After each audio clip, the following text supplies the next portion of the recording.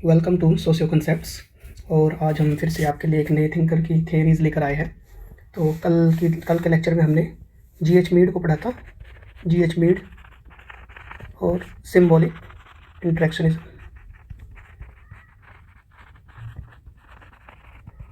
आज के लेक्चर में जिस हम थिंकर को डिस्कस करने जा रहे हैं उनका नाम है हैरोल्ड गारफिंकल।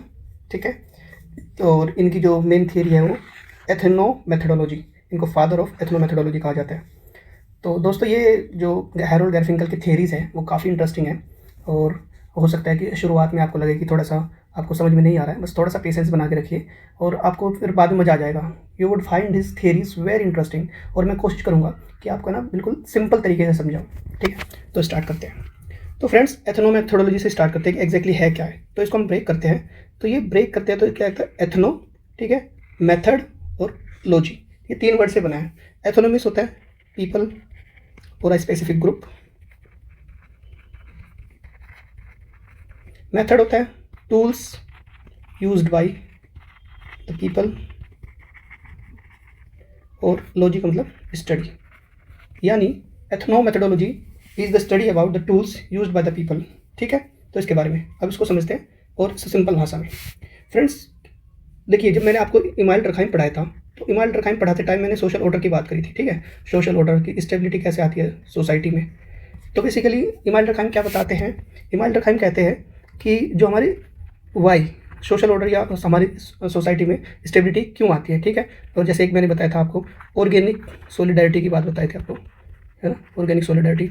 और मैंने इसमें कहा था कि ये जो हमारी जो इंटरडिपेंडेंस होती है एक दूसरे पे, जैसे मॉडर्न सोसाइटी में टीचर, आईएएस, कोबलर और बहुत सारे जो भी है इंजीनियर, तो इनकी एक दूसरे पे इंटरडिपेंडेंस है, और इस इंटरडिपेंडेंस की वजह से सोलिडारिटी आती है। सबको एक दूसरे से बना के रखनी है क्योंकि सबको एक दूसरे से काम निकालना है। ठीक है, लेकिन हैरोल्ड गारफिंकल क्या कहता है कि भाई मुझे है ना इस वाई से मतलब नहीं है ना, इस वाई से मतलब नहीं है, मुझे तो इस हाउ से मतलब है कि ये जो सोशल ऑर्डर है किसी भी सोसाइटी का, वो कैसे मेंटेन होता है, how the social order is maintained in a society.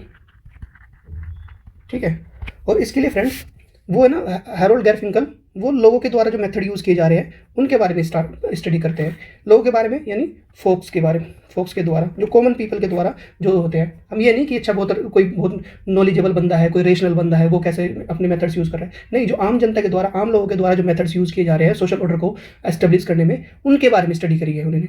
तो आपको आई थिंक एथनो मेथोडोलॉजी का एक थोड़ा सा आइडिया लगा होगा। मैं इसको और आगे अभी डिटेल में समझाता हूँ। ये कौन से मेथड है, ठीक है, ये वो मेथड है जो टेकन फॉर ग्रांटेड मेथड है। टेकन फॉर ग्रांटेड मेथड यानी हम इनको ऐसे यूज़ करते रहते हैं, लेकिन इनको कोई तवज्जो नहीं देता उनको। ठीक है, मैं आपको एक एग्जांपल के तौर पे समझाता हूँ। जैसे मान लीजिए आप घर में हैं, ठीक है, आप अपने घर में हैं, और आप अपने घर में है ना, इस तरह से एक इनफॉर्मल माहौल रहता है घर में, है ना, इनफॉर्मल माहौल है। ठीक है, लेकिन आप अपने घर में जाके कभी एक फॉर्मल माहौल क्रिएट कर दें। जैसे कि आप अपने घर में जाके अपनी मम्मी से पूछने लगे कि मम्मी मैं टॉयलेट चला जाऊँ। ठीक है, आप यूज़ करने लगो, अब अपनी मम्मी से पूछने लगो कि मम्मी मैं फ्रिज खोल लूँ, फ्रिज में से ये उठा लूँ। ठीक है, तो आपके पेरेंट्स को लगे, कैसा लगेगा, आपके पेरेंट्स गुस्सा हो जाएंगे कि पता नहीं अब हमारे घर में है ना ये इतनी फॉर्मेलिटी को दिखा रहा है, गुस्सा हो जाएंगे। इसका मतलब है कि हम कहीं ना एक्टिवली एक इनफॉर्मल जो एनवायरनमेंट है उसको मेंटेन रखते हैं। इनफॉर्मल एनवायरनमेंट घर पे हम उसको मेंटेन रखते हैं, वो टेकन फॉर ग्रांटेड है। लेकिन अगर हम उसी के अगेंस्ट में अगर काम करने लगे, ठीक है, तो लेकिन उसमें फिर क्या है, फिर लोगों को ऐसा लगेगा कि अटपटा हो जाएगा। एक एग्जांपल और देता हूँ मैं आपको। जैसे आप एलिवेटर में हो, आप, ठीक है, एलिवेटर में, लिफ्ट में, आप लिफ्ट में हो और आप ये देखो कि आपका जो फेस है दरवाजे की तरफ ना होकर फेस आपका इसके बैक साइड में हो जाए, तो लोगों को कितना वो लगेगा, अजीब लगने लगेगा ना लोगों को कि पता नहीं किस तरह से, लोगों को थोड़ा डिस्कम्फर्ट महसूस होने लगेगा। तो इसका मतलब है कि आप है ना, आप इसी तरफ दरवाजे की तरफ फेस खड़े होगे, मतलब फेस करके खड़े होते हैं, तो इसमें ना आप कहीं ना कहीं एक एक्टिव रोल कर रहे हैं सोसाइटी को ऑर्डर को मेंटेन करने के लिए। ठीक है, लेकिन उसके बारे में कोई बात नहीं करता, वो उसको ये लगता है कि टेकन फॉर ग्रांटेड है। However you are actively participating in the maintenance of the social order. तो आई होप आपको इन सारे एग्जाम्पल से अब ये सब समझ में आया होगा। ठीक है, अगर अब भी आपको समझ में नहीं आता तो आप कमेंट्स में जरूर लिखें, मैं और आपको और ऐसे 10 एग्जाम्पल्स दे सकता हूँ जिसमें हम कि एग्जैक्टली एथनो मेथोडोलॉजी का क्या पर्पस है ये उसका। ठीक है, तो चलो अब हम धीरे धीरे एक एक कंसेप्ट पे इसके बढ़ते हैं, इसको डिटेल में पढ़ते हैं। एथनो मेथोडोलॉजी के बारे में मैंने आपको बता दिया। ठीक है, methods used by the people and those methods which are taken for granted. ठीक है, तो उनके बारे में, द फोक मेथड्स जिसके बारे में मैंने आपको बताया कि फोक मेथड्स और everyday procedures that people use to make sense of and navigate their social world. ठीक है। तो ट्रेडिशनल सोशियोलॉजी क्या कहती है कि why do people follow rules, ठीक है, यानी why do people maintain the social order, but लेकिन हम इसमें एथनो मेथोडोलॉजी में क्या कहते हैं, how do people create the appearance of following rules, कैसे मतलब ये सोशल ऑर्डर कैसे एस्टेब्लिश हो रहा है, ठीक है। अब चलते हैं एक नेक्स्ट कंसेप्ट की तरफ जो ये एथनो मेथोडोलॉजी से रिलेटेड है, और उसका नाम है रिफ्लेक्सिविटी, ठीक है। रिफ्लेक्सिविटी का मतलब क्या है कि हम ये है ना, जो सोशल ऑर्डर है, सोशल ऑर्डर इतना जो हैरोल्ड गैरफिंकल है वो कहते हैं कि जो सोशल ऑर्डर है ये कोई फिक्स स्ट्रक्चर नहीं है, ठीक है, ये कंटिन्यूस प्रोसेस है। कंटिन्यूस प्रोसेस एक ऐसा प्रोसेस जिसमें हमें एक्टिवली पार्टिसिपेट करना पड़ता है, ठीक है। हम ये नहीं कि अच्छा भाई हमने ये पहले से बनी हुई है और हम उसमें हमको कुछ भी कर लिया उससे कोई फर्क नहीं पड़ता, बल्कि हमें एक्टिव पार्टिसिपेशन की जरूरत पड़ती है, एक्टिव पार्टिसिपेशन। हालांकि उस एक्टिव पार्टिसिपेशन को, लेकिन फिर मैं कहूँगा this participation is taken for granted. ये टेकन फॉर ग्रांटेड ये बहुत अच्छा वर्ड है इसमें एथनो मेथोडोलॉजी में, टेकन फॉर ग्रांटेड। अब इसको भी एक एग्जांपल के थ्रू समझते हैं, ठीक है। जैसे आप एक वेटिंग लाइन में खड़े हैं, एक लंबी लाइन लगी है, यहाँ पे लगी है, एक लाइन पे लगी है, लेकिन आप है ना, आप क्या कर रहे हैं कि जो जब लाइन लग रही है, जैसे मान लो मेट्रो के में आप रिचार्ज करने के लिए खड़े हैं, तो आप ऐसा तो नहीं करते, एक लाइन लगी है तो आप उसके पीछे खड़े हैं, ठीक है। फिर सामने वाला इंसान फिर आपको देख के खड़ा हो रहा है, फिर इसको देख के इसको खड़ा हो रहा है, ठीक है। लेकिन अगर यहाँ पे इसका मतलब आप एक्टिवली पार्टिसिपेट कर रहे हैं, ठीक है। People reflexively choose to stand behind one another, लेकिन अगर वो रिफ्लेक्सिवली चूज ना करे, वो यहाँ खड़े हो जाए, यहाँ खड़े हो जाए, यहाँ खड़े हो जाए, तो क्या होगा, the social order will break down, social order will break down and it will turn into chaos, तो ये रिफ्लेक्सिविटी यानी by we are reflexively choosing to stand behind one another in a line and that's how the social order is maintained. तो ये हमारा की concept था reflexivity. इसके friends इसके जो कंसेप्ट है ना, इसकी जो थ्योरीज है काफ़ी इंटरेस्टिंग है, बस आप थोड़ा सा पेशेंस बना कर पूरा वीडियो देखिए, आपको मजा आ जाएगा।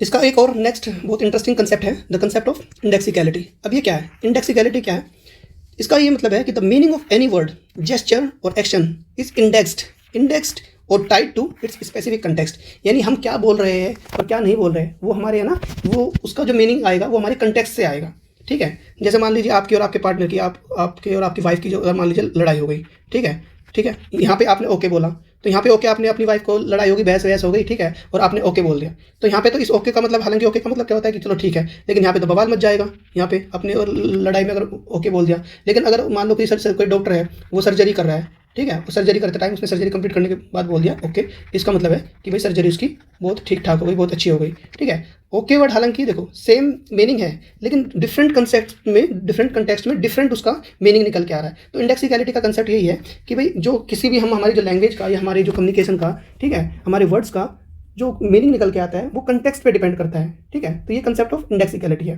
Practical example, I will be there in a minute, ठीक है, I will be there in a minute means something different in a doctor's office. अगर डॉक्टर ये कहेगी I will be there in a minute, ठीक है, versus a casual conversation with a friend, ठीक है, we rely on shared context to understand. तो मैंने कहा कि जैसे कि हम जो भी हम कुछ बोलते हैं, हमारी जो बातों का मीनिंग होता है वो कंटेक्स्ट पे डिपेंड करता है।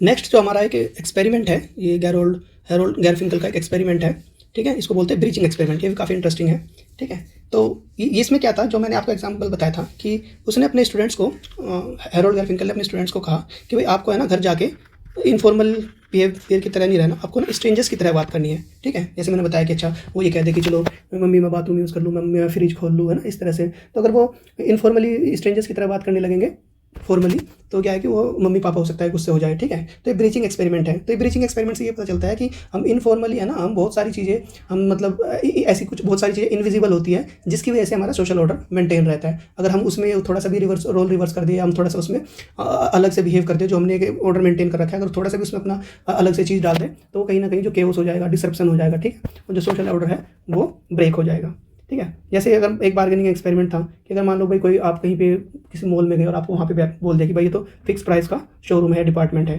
ठीक है, और आप वहाँ जाके बहुत ज़्यादा बार्गेनिंग कर लो, ठीक है, तब भी वहाँ पे बहुत लोग गुस्सा हो जाएंगे।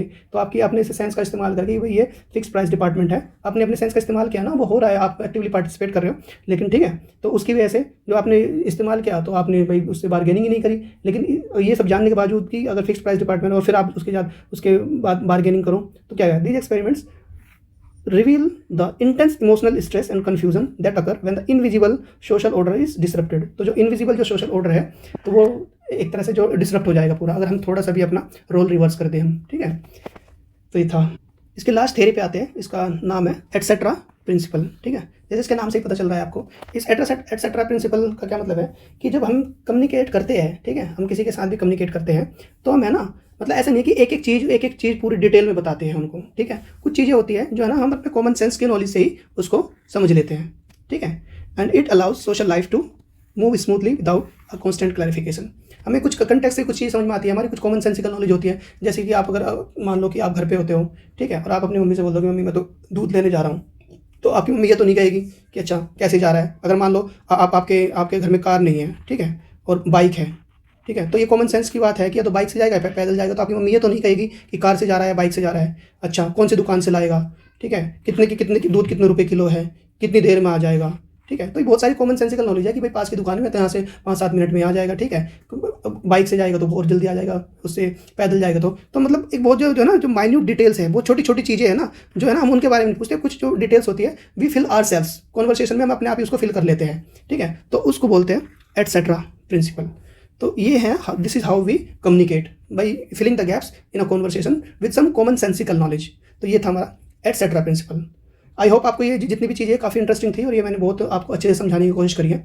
अब इसका हम लास्ट सेगमेंट में हम बात करते हैं, इसके कुछ क्रिटिक्स के बारे में देख लेते हैं और इसकी लेगेसी, आगे क्या लेगेसी रही, ठीक है। तो इसको क्रिटिसाइज़ किया जाता है, ये कहते हैं कि जो ये एथनो मेथोडोलॉजी है ये बहुत ज़्यादा ट्रिवियल है। ट्रिवियल का मतलब ये ना मैक्रो स्ट्रक्चर्स को इग्नोर करता है, जैसे पावर को इग्नोर करता है, क्लास को इग्नोर करता है। जैसे पावर, मैक्स वेबर पूरा पावर के बारे में बहुत अच्छे से बताता है, क्लासेस के बारे में बताता है, मैक्स वेबर ही बताता है, कार्ल मार्क्स भी बताता है, ठीक है। तो इसको क्रिटिसाइजर्स जो है उसको क्रिटिसाइज करते हैं कि इट्स बीइंग वेरी ट्रिवियल, ठीक है।